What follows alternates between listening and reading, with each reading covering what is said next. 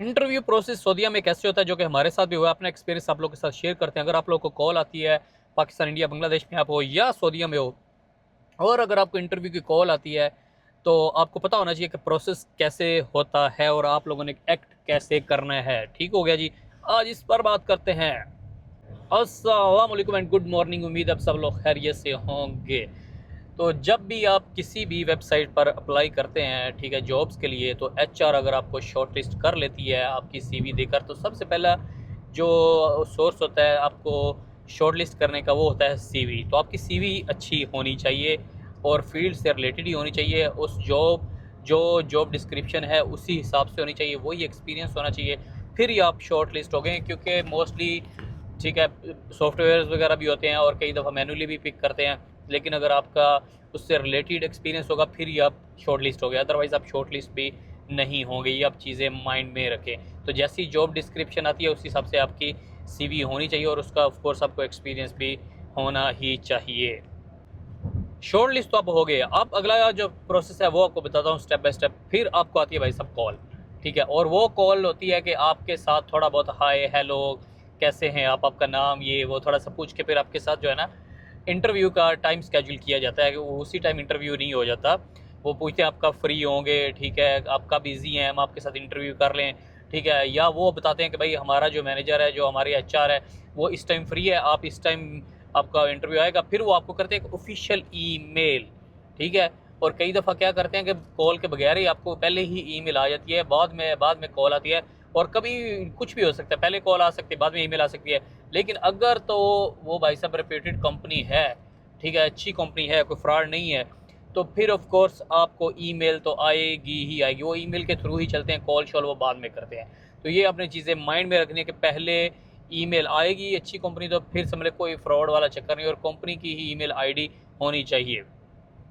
उस ईमेल के अंदर लिखा होता है कि भाई आपका जो इंटरव्यू टाइम कब है, डेट कब है, और वेन्यू वगैरह क्या है। फॉर एग्जांपल आपका जूम पर हो सकता है, फॉर एग्जांपल आपका टीम्स पर इंटरव्यू हो सकता है, रिमोटली हो सकता है, फॉर एग्जांपल आपको बोलें कि भाई आपको फिज़िकली इस जगह पर आना पड़ेगा। तो ये सारी चीज़ें, इनमें से कुछ भी हो सकता है, लेकिन डेट, टाइम और बाकी वो जो मैंने आपको बता दिया, टीम्स हो गया, जूम हो गया, और अगर आप इन चीज़ों पे अवेलेबल नहीं है तो कई दफ़ा कॉल पर भी हो जाते हैं। लेकिन वो प्रेफर करते हैं कि बंदे को फिज़िकली जो है ना देखा जाए, चाहे वो कॉल के थ्रू हो, चाहे वो आप उधर खुद जाएँ।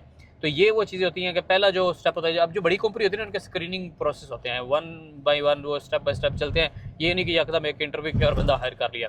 फॉर एग्जांपल पहले अगर वो इंटरव्यू करते तो पहले एचआर के बंदे हो गए, ठीक है, वो आपको असेस करेंगे कि ये बंदा कैसा है, आपके नाम पूछेंगे, ठीक है, लाइक जनरल इन्फॉर्मेशन लेंगे, आपने कहाँ काम किया, आपका अच्छा स्किल्स क्या हैं, ठीक है, आपकी क्वालिफ़िकेशन क्या है, आपका एक्सपीरियंस कैसा रहा इन कंपनीज़ में, ये वो, आप कितने पे स्विच होना चाहते हैं, आपकी जॉब सैलरी एक्सपेक्टेशंस क्या है, अभी आप करंट सैलरी क्या ले रहे हैं। तो वो जनरल क्वेश्चन आपसे पूछेंगे, तो आपका काम है कि बड़े कॉन्फिडेंस के साथ, अच्छे तरीके के साथ आपने, ये नॉर्मल सी चीज़ें हैं, अपने बारे में कुछ बताएंगे, ये सारी चीज़ें ये आपने प्रिपेयर इसके लिए हो जाना है, ठीक है।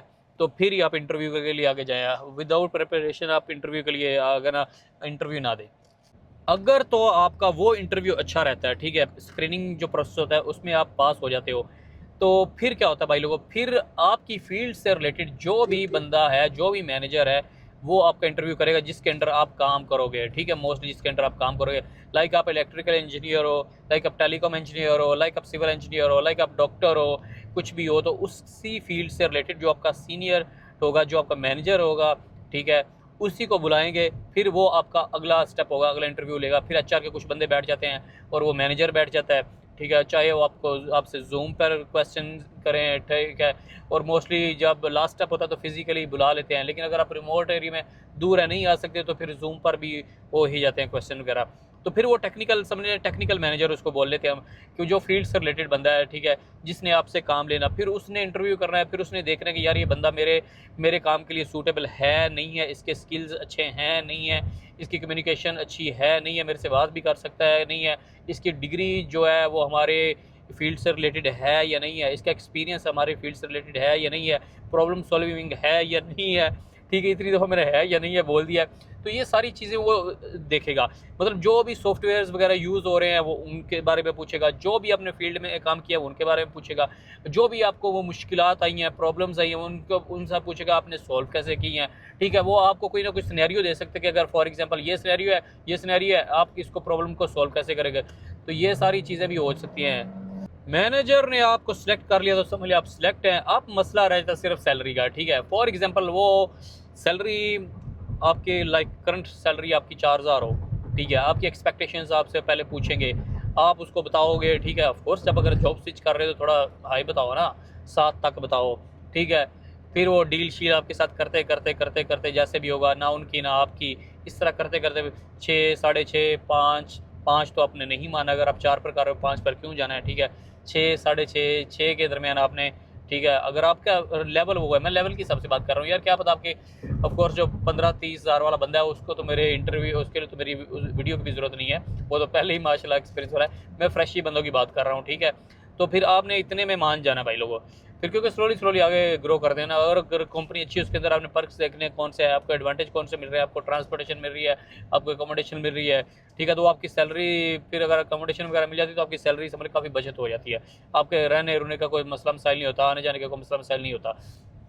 तो ये वो चीज़ें हैं कि जो ना इंटरव्यू में होती हैं। ठीक है, एचआर का जो प्रोसेस स्टेप बाय स्टेप होता है, जैसे कि मैंने आपको बताया कि पहले आपको शॉर्ट लिस्ट करेंगे सीवी की बेस पर। ठीक है, फिर आपको कॉल करेंगे, ईमेल करेंगे, ऑफिशियल ईमेल करेंगे, उसके अंदर टाइम वगैरह होगा, टाइम। ठीक है, फिर कैसे इंटरव्यू होना है, जूम पर होना है, टीम्स पर होना है, फिजिकली होना है। फिर एचआर आपका इंटरव्यू लेती है, स्क्रीनिंग प्रोसेस आपका करती है कि बंदे का बिहेवियर कैसा है, बंदे की चीज़ें कैसी है। ठीक है, फिर इसके बाद अगर टेक्निकल मैनेजर भी उसी टाइम हो सकता है, क्या पता वो technical manager at the end आए।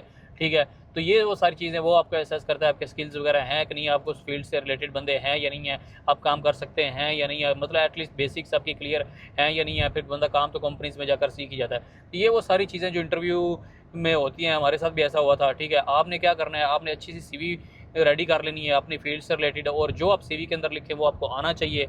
तो बाकी कोई क्वेश्चन हो तो मुझसे पूछ लेना। इंशाल्लाह अगली वीडियो में मिलेंगे, तब तक मुझे इजाज़त दीजिए, अपना ख्याल रखिए, फिर मिलेंगे। अल्लाह हाफिज़।